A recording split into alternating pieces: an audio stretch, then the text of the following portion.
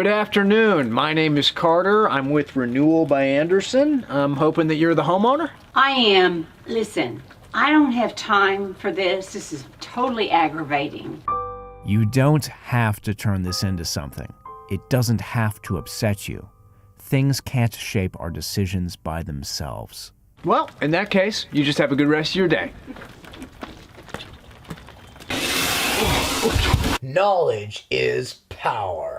I'm getting handsome now, aren't I? As I get older, they stay the same age. I'm in heaven. I don't want to fly. Where did you come from? Be quiet. That's impossible!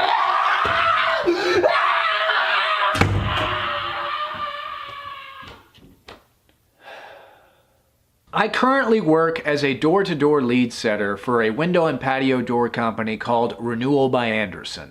I don't know if that's the job I will be working by the time this video is published, but for the past 5 months, knocking on doors, setting up free window inspections has been my profession. The reason I am sharing this with you is that when I approached this job, I decided to approach it differently than any other job I've approached in my life.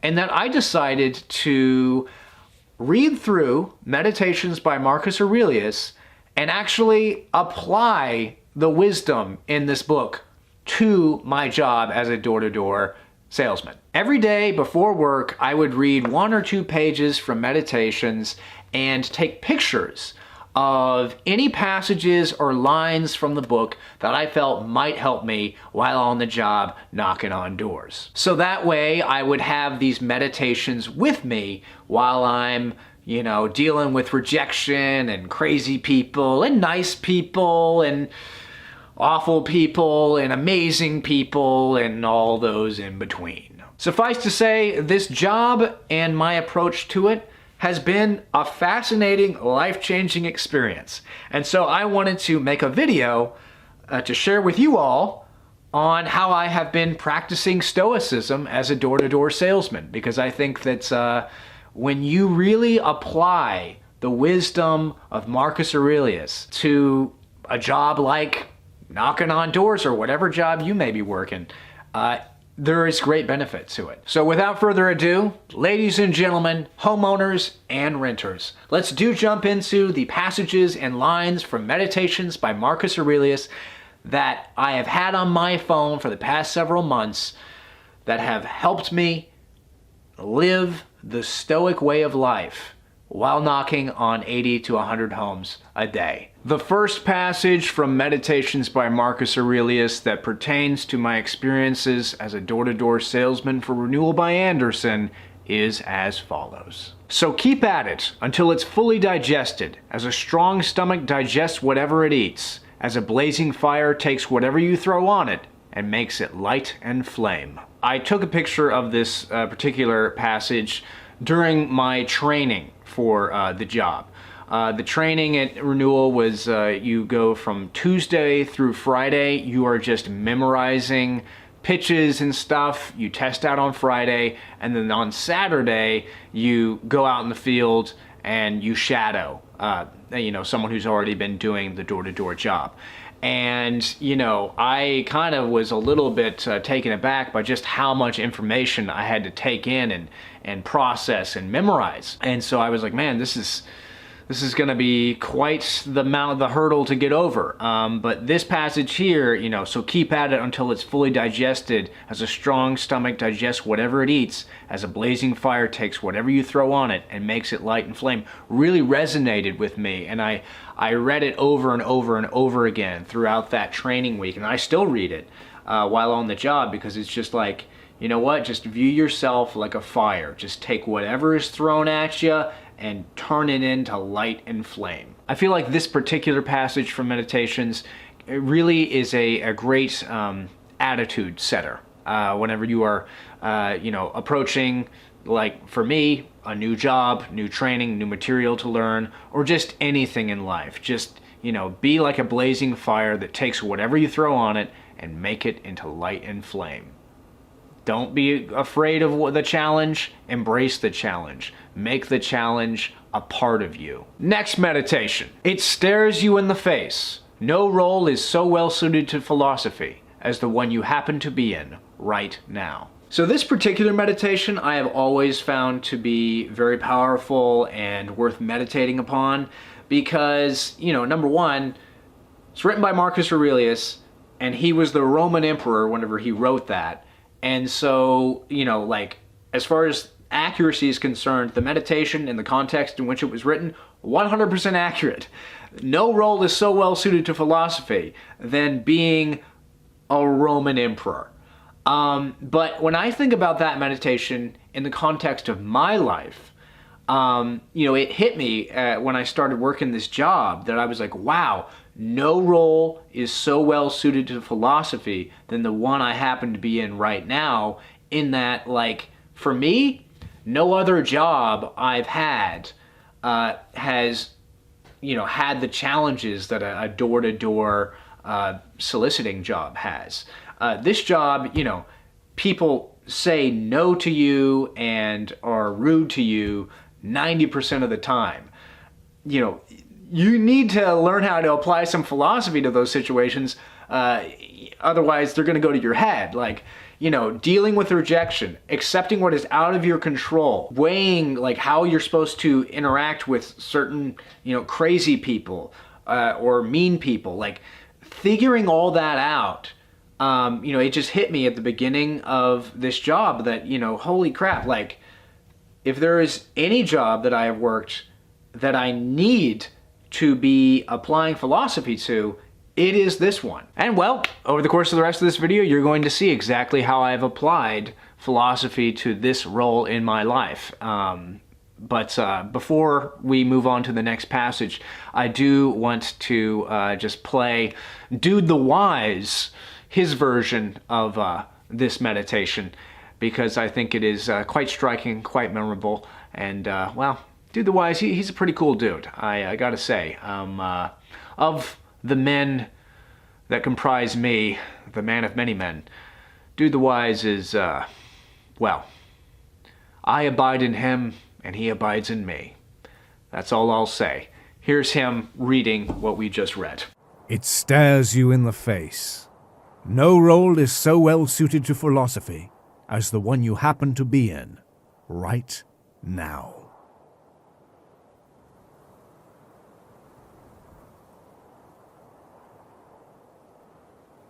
Moving on to the next meditation worth reading and discussing. Practice even what seems impossible.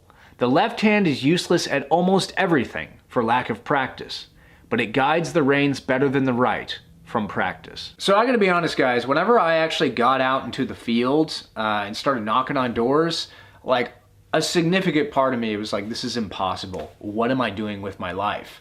Because I had never seen my parents or anyone I know actually set something up with a door-to-door person. My parents, to my recollection, have never set up an appointment with a solicitor for anything.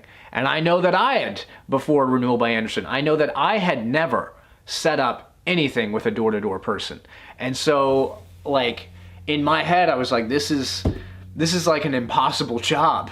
But that meditation there, practice even what seems impossible.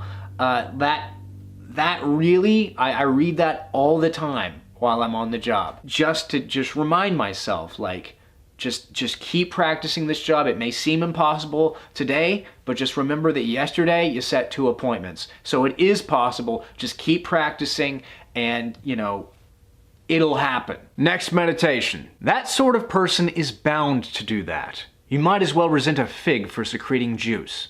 Anyway, before very long, you'll both be dead and soon forgotten. So I had an interaction with a homeowner at one point where, I explained to him what I was offering, just a free window inspection and a price quote that's good for a full year, no obligation to move forward or even do business with Anderson, yada, yada, yada.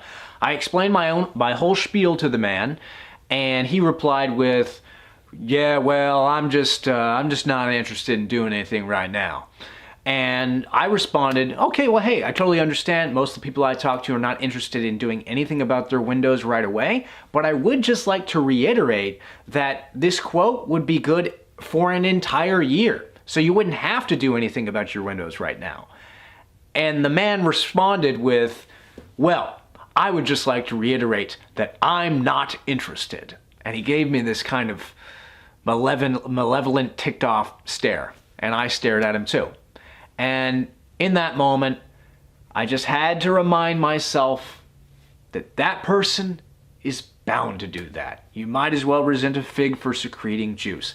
This homeowner, like, it's just kind of in his character to be rude. There's no point in me even getting angry at him. And so as we were there just kind of locking eyes for a minute, I just thought, you know what, let's just move on. Don't even worry about getting angry at this guy. There's no point. And so I said, well, in that case, you just have a good rest of your day, sir. And then I went to the next home. This meditation, honestly, it applies to so many different, situations in life. I have read this meditation when I'm upset with some of my friends who behave in irrational ways, or maybe they get ticked off at me for no good reason. I just have to remind myself, that sort of person is bound to do that. You might as well resent a fig for secreting juice. Anyway, before very long, you'll both be dead and soon forgotten. This is a really good meditation just for putting things into perspective and not getting angry at those around you. Because ultimately, most of the time, to get pissed off at someone else's character's flaws it's a useless thing to do. You actually are the one to blame for getting angry, which leads me to the next meditation. That to expect a bad person not to harm others is like expecting fig trees not to secrete juice, babies not to cry, horses not to neigh, the inevitable not to happen. What else could they do with that sort of character? If you're still angry, then get to work on that. So this meditation is obviously kind of like a just more fleshed out version of the meditation that we just read previously. But I really think it's worth going over in that, it just clarifies that you are actually to blame to expect a bad person not to harm others. It really, it's like expecting babies not to cry, horses not to neigh, the inevitable not to happen. I had an encounter with one homeowner who, I never knocked on this guy's door, but I was knocking on the door across the street from him, and a woman answered, and it turned out she was a renter. We don't set up appointments for renters. And so I was like, oh, well, hey, sorry, no worries, ma'am. You just have a good rest of your day. And then I hear from behind me across the street a man saying, bye. I turn around, and there's this, 30-something-year-old man out in his front yard with really kind of freaky body language. And he just starts laying into me. He starts saying, hey man, that woman doesn't want to talk to you. The person who lives next to her doesn't want to talk to you. The person who lives next to that person doesn't want to talk to you. Nobody likes you. Get out of here, you piece of shit. Golly, you damn solicitors, every single damn day, you door-to-door salesman, just get out of here. And I responded with being like, hey man, just trying to make a living like everyone else. And he's just like, you piece of shit, get off my street, just keep walking that direction.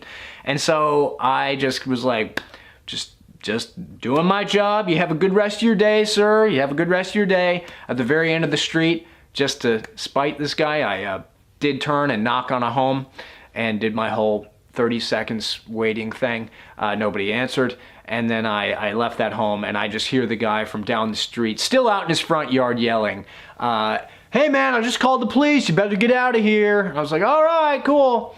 But, the reason I tell that story is, number one, it was a crazy, freaking, kind of scary story. I got out of that neighborhood after it occurred, that whole conversation, because the way the man was behaving was kind of like, this guy might hop in his truck and shoot me in the back with a shotgun. Like, that's how he was behaving. And I was like, I need to get out of this neighborhood. But, there was a real temptation during that encounter for me to just hate this guy. To just be like, wow, this person is awful.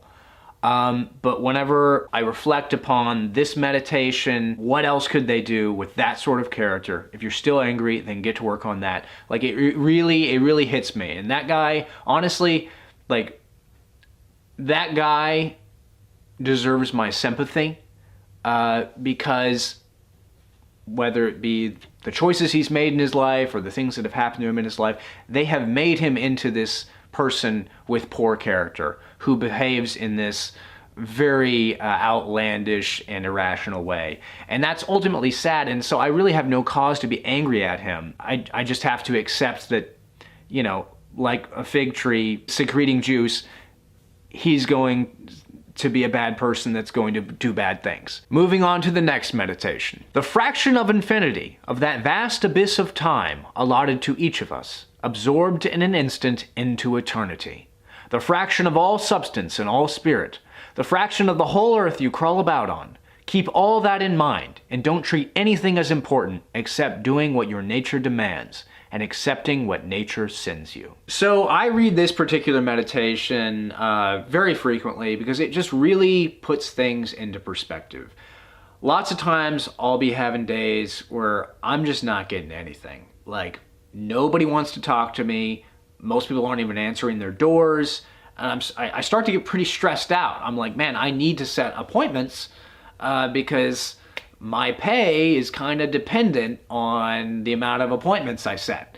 And if I'm not setting appointments, where am I going to have money to pay bills? And I start getting stressed out and freaked out and just being like, oh gosh, how am I going to make this job work for much longer? You know, is this just going to continue? Am I going to get any more appointments? So yeah, I have those types of thoughts going through my head pretty frequently, almost on a day-to-day basis, but particularly, you know, if it's like late in the afternoon and I haven't set any appointments. On those days, you know, the thoughts and the anxieties, you know, really make themselves known. But I read this meditation because it just kind of is like, you know what, ultimately, none of this matters. Like, you are super small, you're a fraction of infinity, you will be absorbed into eternity at some point, you are in a tiny little corner of the earth, and there's really no point to be sweating the fact that you haven't set as many people up for window inspections as you would like to have. Like, there's really no point in getting stressed about it. Don't treat anything as important except doing what your nature demands and accept what nature sends you. Just accept what is out of your control, be content with what you have, and recognize that ultimately this job is just a job. And whether you set a bunch of appointments or not does not matter in the long run. Moving on to the next meditation. When you wake up in the morning, tell yourself, the people I deal with today will be meddling, ungrateful, arrogant, dishonest, jealous, and surly. They are like this because they can't tell good from evil. But I have seen the beauty of good and the ugliness of evil, and have recognized that the wrongdoer has a nature related to my own, not of the same blood or birth, but the same mind, and possessing a share of the divine. And so none of them can hurt me. No one can implicate me in ugliness, nor can I feel angry at my relative or hate him. We were born to work together like feet, hands, and eyes, like the 2 rows of teeth, upper and lower. To obstruct each other is unnatural. To feel anger at someone, to turn your back on him.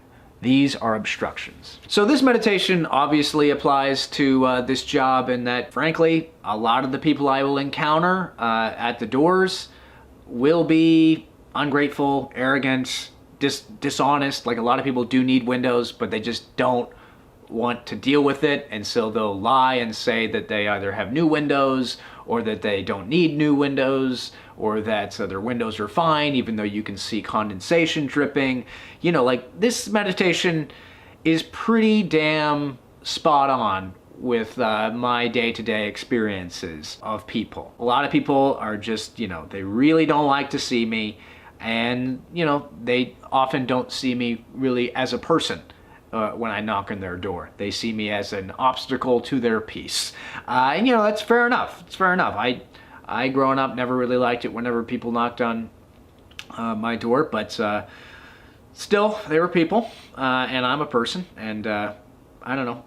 People on both sides of the door deserve to be treated as people. I think that's that should be the attitude that is more prevalent in society than the current attitude, which is that door-to-door salesmen are pieces of shit. But anyways, when people are rude to me, when they are meddling, ungrateful, arrogant, dishonest, jealous, and surly towards me on the job, I read this meditation because it does remind me that I have seen the beauty of good and the ugliness of evil, and have recognized that the wrongdoer has a nature related to my own. This passage helps me go, hey, you know what? I am not so different than this person who is telling me that they don't respect people who do door-to-door. You know, this person is made in the image of God just like me, and while they may treat me poorly, I am not going to treat them poorly. The people, you know, that I've described who have been really rude to me in this video, like the guy who was calling me a piece of shit and telling me that I, you know, am a loser and nobody wants to talk to me, that guy, like, he also shares the image of God. He possesses the share of the divine, and so while he may treat me like horrible crap, I should not treat him like horrible crap, because then I would be horrible crap. So this one is just really great. I read it very often whenever I have just like a string of homeowners who are really rude, who are slamming the door in my face, who are telling me, you know, get off my property, all that stuff. I read this one just to make sure that I don't implicate myself in ugliness. This one calms me and just reminds me that to feel anger at someone, to turn your back on him, these are obstructions. Next passage to read and discuss. What is it, this thing that now forces itself on my notice? What is it made up of? How long was it designed to last?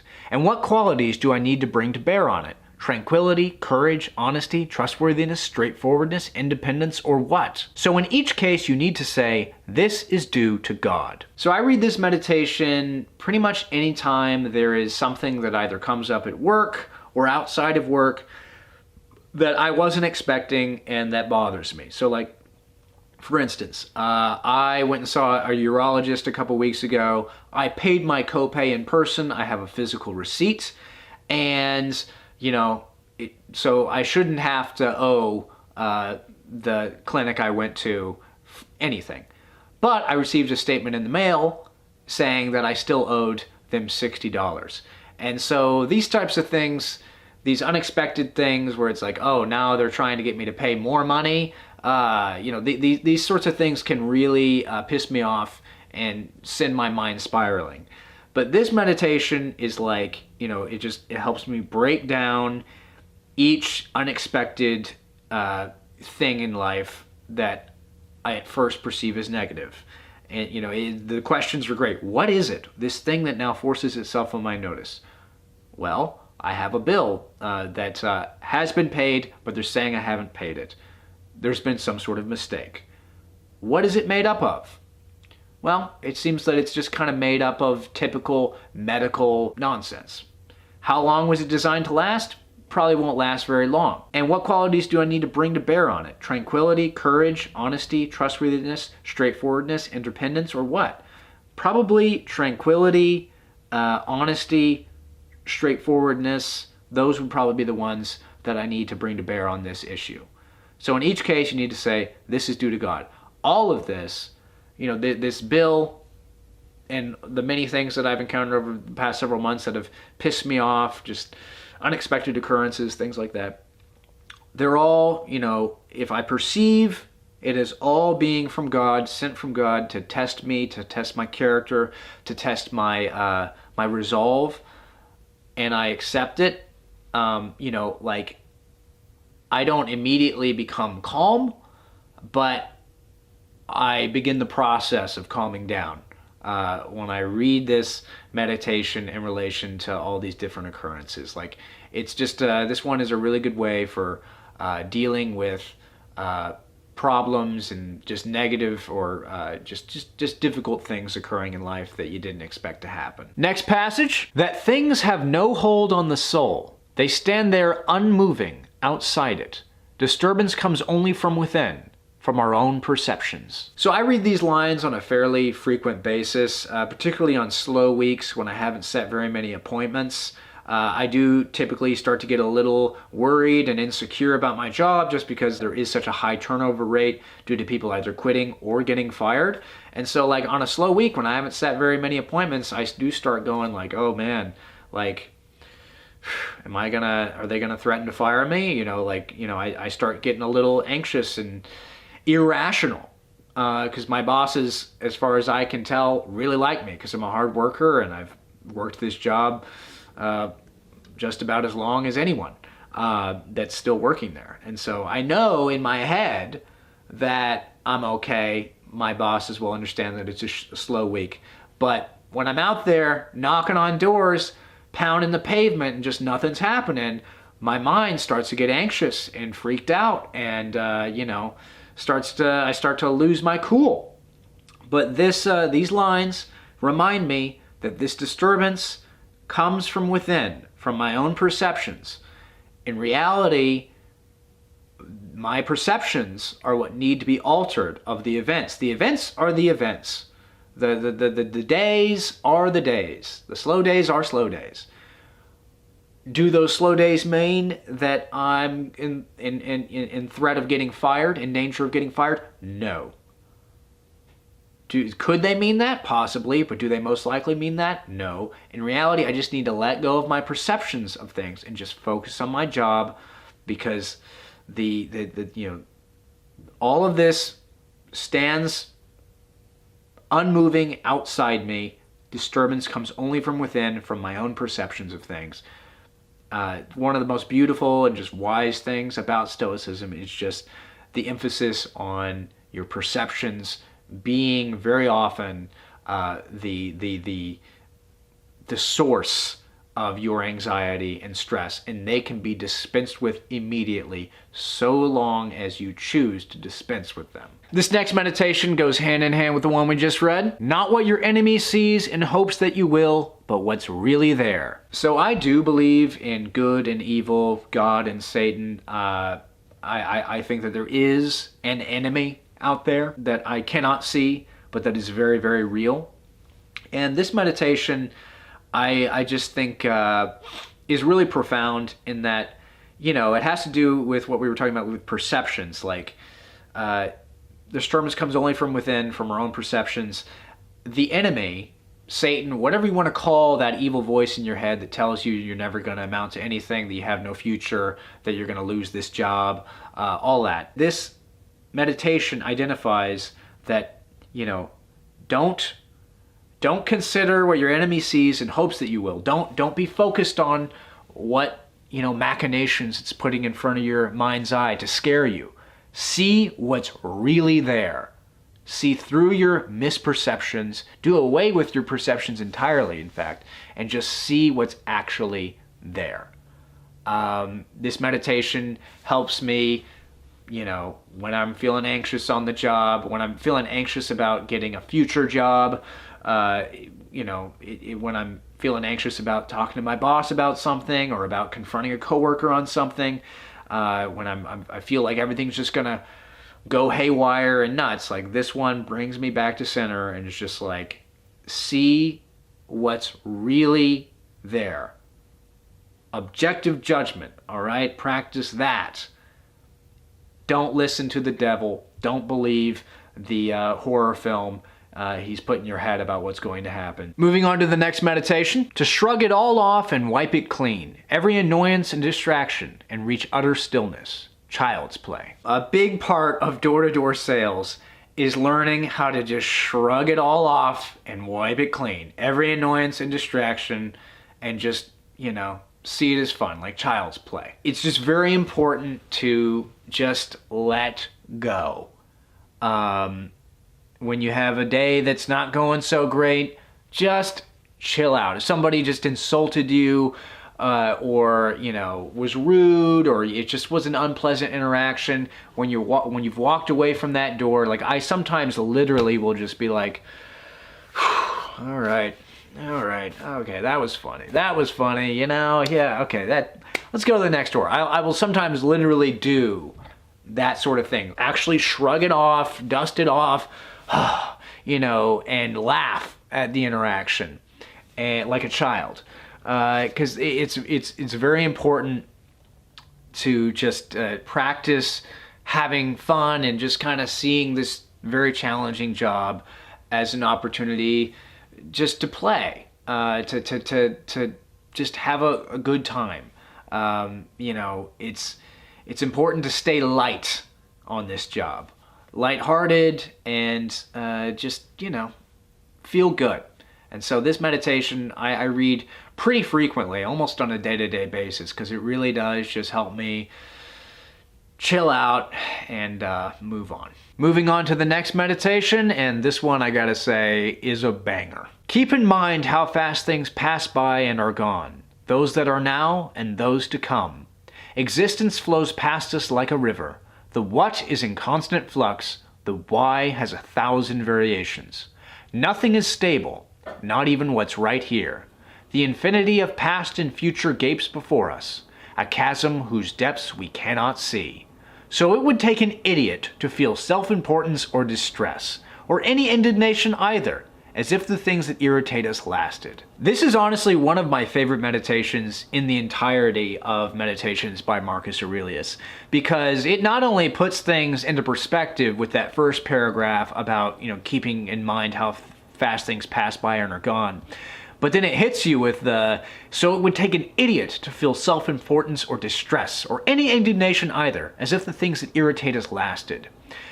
My job is filled with, you know, annoyances and just a lot of nonsense, you know, as I've described with certain homeowners. And so I'm often very irritated, and I sometimes get to despair and be like, oh man, is this just going to be the entirety of the rest of my life? And this one right here, though, this meditation, just it takes me by the shoulders and is just like, dude, just be cool. I'm an idiot when I feel this self-importance and distress about my life situation and about, you know, where I'm going to be in the future, because the things that irritate me will not last. All the irritations of this job will not last. There's freaking an infinity of past and future that gapes before us. Like today, it's like 5 degrees here, and my car is sitting outside. I'm a little concerned about the battery. It's kind of this, you know, whether or not my car is going to start when I go out there. It's been bothering me this morning, but in reality, when I read this meditation, like, I see what's really going on. The truth is that I'm an idiot for feeling this distress and this indignation, because whether the car starts or not, this irritation is not going to last. Not in the long run. So just be thankful for the fact that you exist and that you get to witness this reality in this life that you've been given by God. Next meditation, not to assume it's impossible because you find it hard, but to recognize that if it's humanly possible, you can do it too. So this past week, a coworker of mine set 7 appointments in 2 days, which is a very difficult thing to do working this job. I managed to set 7 appointments in 2 days back during the summertime, but have not done that ever since. This guy did it in 2 days, and he had, like, the week prior also had like 2 days where he set 3 appointments in each day. So like that guy right now is on top of the moon. Like, he's doing great. And for me, I'm sometimes like, man, like, wow, like that seems impossible. How is he doing this? This meditation just reminds me that, you know, even though I know how hard it is to set 7 appointments in 2 days, it's humanly possible because this guy, he just did it, and so I can do it too. I don't know, this meditation, I read it just to remind me that while this job can seem impossible at times, while doing really, really, really, really good at the job may seem extremely hard, it is possible because it's humanly possible. I've seen other people do it. I've seen myself do it, just at a different time. And so I can do it again. Next meditation, you don't have to turn this into something. It doesn't have to upset you. Things can't shape our decisions by themselves. So I encountered a homeowner about a month back who, when he answered the door, he responded with, you guys have knocked on my door about 7 times, and I've told you every single time that I'm not interested. So I don't know how to make it any clearer. And I responded with, oh, okay, sir, do you want me to put you on the do not knock list?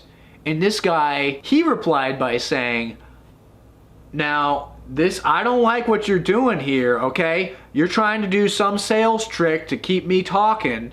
And so in my mind, I'm like, I've just asked you if I could put you on the do not knock list. Anyways, he keeps on going. And he's like, I'm just not interested. I don't want you guys, coming around anymore. And I'm like, well, sir, I can put you on the do not knock list. Would you like me to put you on the do not knock list? And then he went and replied by saying, I would change up your sales strategy, young man. It is really rude and not good to respond to someone who's telling you information by just trying to ask him another question to keep the conversation going. It's very, very rude, especially since I already asked you not to do that. And so in response to all this, I was like, sir. And he's like, no, you're not listening to me, young man. You're not listening to me. And I was just kind of like bewildered in this conversation. I was just kind of like, how? I'm trying to ensure that this guy will not encounter us in the future by putting him on the do not knock list. And he's not listening to me. Instead, he is accusing me of not listening to him. Like, I'm trying to do him a favor and he's acting like I'm trying to sell him something still. And so like this interaction was really frustrating, and he even started going, now don't get upset. I sense that you're starting to get upset, young man. And so I eventually just interrupted him as he was giving me a lecture by saying, I'm going to put you on the do not knock list. Have a good day. And then I turned and walked away. The point of telling that story is that, number one, it's a good story, but also walking away from that door, I was like really pissed. I was like, I cannot believe that a person like that exists and just spends his days being that way. But, when I read this meditation, when I read it after that interaction, you don't have to turn this into something. It doesn't have to upset you. Things can't shape our decisions by themselves. It's like, hey, I don't have to turn this interaction with this homeowner into something that ruins my day. Even though the guy was very rude, I don't have to turn this into something. This does not have to upset me. In fact, I should just view him, just as a person who's bound to behave that way. Might as well resent a fig for secreting juice. This is just who that guy is. Just accept it, move on, stop being angry. Next meditation, wash yourself clean with simplicity, with humility, with indifference to everything but right and wrong. Care for other human beings. Follow God. When I read this meditation on the job, it really kind of just gets my priorities in line, because sometimes I can lose sight of my priorities whenever, a homeowner is behaving in a poor way, or maybe I'm just not having great luck one day. Like this passage, it just, it's really simple. It tells me to wash myself clean, to just be humble, indifferent to anything except for me and my actions and whether or not I'm doing what is right or doing wrong. It puts the priority there that I should care for other human beings and follow God ultimately, no matter what circumstance I'm in.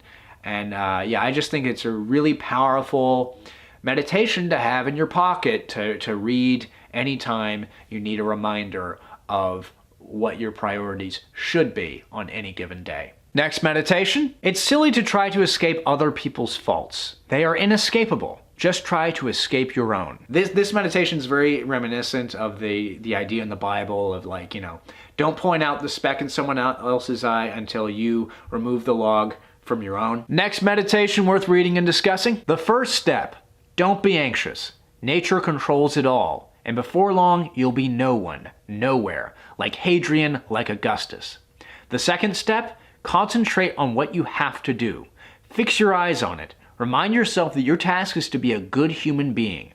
Remind yourself what nature demands of people. Then do it without hesitation and speak the truth as you see it, but with kindness, with humility, without hypocrisy. This meditation just really helps me focus on what's in front of me as I'm walking throughout the neighborhoods, knocking on doors. It just says it right there. Concentrate on what you have to do. I have to knock on doors and I have to set appointments. I just really like how this meditation, everything's kind of wrapped up in one. First, it talks about how, just don't be anxious. Before long, you're going to be dead anyways. Why get so anxious? With that in mind, and just be a good human, focus on that, and go from there. Moving on to the next meditation. You have to assemble your life yourself, action by action, and be satisfied if each one achieves its goal, as far as it can. No one can keep that from happening. But there are external obstacles, not to behaving with justice, self-control, and good sense. Well, but perhaps to some more concrete action. But if you accept the obstacle and work with what you're given, an alternative will present itself, another piece of what you're trying to assemble, action by action. So I, growing up, never ever wanted to be a door-to-door salesman. I never wanted to try to set up window appointments or do the job that I'm doing now. The whole reason I did this job was because I needed a job that paid more than the job I had prior to this one, which was at like a zoo thing at a mall. This one paid $3 more plus bonuses, and I just really needed a job so that I could afford to, have this trailer, which I'm now living in. But honestly, growing up, there would be this Moxie pest control door-to-door guy who would come by my parents' place, and I remember thinking growing up, man, I never want to be in that guy's shoes. Well, all these years later, while I may not be working for a pest control company, I am doing basically the job that guy did. And I really, frankly, have never wanted the job I am currently working. It's not a job that I particularly enjoy. It is, as we've demonstrated, philosophically interesting. But it's not something I want to do for forever. What I'm getting at is this meditation has helped me view this job, accept this kind of obstacle in my life as an opportunity to, learn something about myself and about my, my sturdiness in life. It's a very difficult job. But this job is like, I'm doing this, and this experience is going to create, an alternative, another piece of what I'm trying to assemble. I want to be like some sort of entertaining philosopher, actor, thinker. Like that's what I'm aiming towards in life. And this job, in some ways, doesn't seem like, it really fits with that purpose. But if I view this job as, a great way to test some of my ideas, a great way to test my character and my work ethic, then this job can fit with that ultimate purpose. It can be, another action, another step in my life to what I ultimately want. All of this meditation is really, really useful, very practical, very applicable to anyone out there who is in a job or in a situation that they really don't like, but who's still wanting to move towards what they do like. This meditation helps with, mindset and, getting to where you ultimately want to go, even though you're not where you ultimately want to go now. Next meditation. Don't let your imagination be crushed by life as a whole. Don't try to picture everything bad that could possibly happen. Stick with the situation at hand and ask, why is this so unbearable? Why can't I endure it? You'll be embarrassed to answer. Then you remind yourself that past and future have no power over you, only the present, and even that can be minimized. Just mark off its limits, and if your mind tries to claim that it can't hold out against that, well, then, heap shame upon it. So I read this meditation pretty often, especially when I'm just I didn't sleep well the night before and I'm out knocking on the doors and I'm just not doing well. My emotions, my imagination can just, it sometimes will dream up a future where this is the highest I will go in life career-wise. I'm just going to be knocking on doors or working other hard jobs for the rest of my life, and nothing's going to ever get better. This meditation helps me when I'm in those moods to not let my imagination be crushed by life as a whole, and just to stick with the situation at hand and see it objectively. And I don't know, I just feel like this meditation is broadly applicable to just not people who are just doing door to door, but people in all walks of life. Just keep that imagination in check and focus on the present, not the past, not the future, just what you have right now, the here and now. This next meditation is along the same lines. Nothing but what you get from first impressions. That someone has insulted you, for instance. That, but not that it's done you any harm. The fact that my son is sick, that I can see.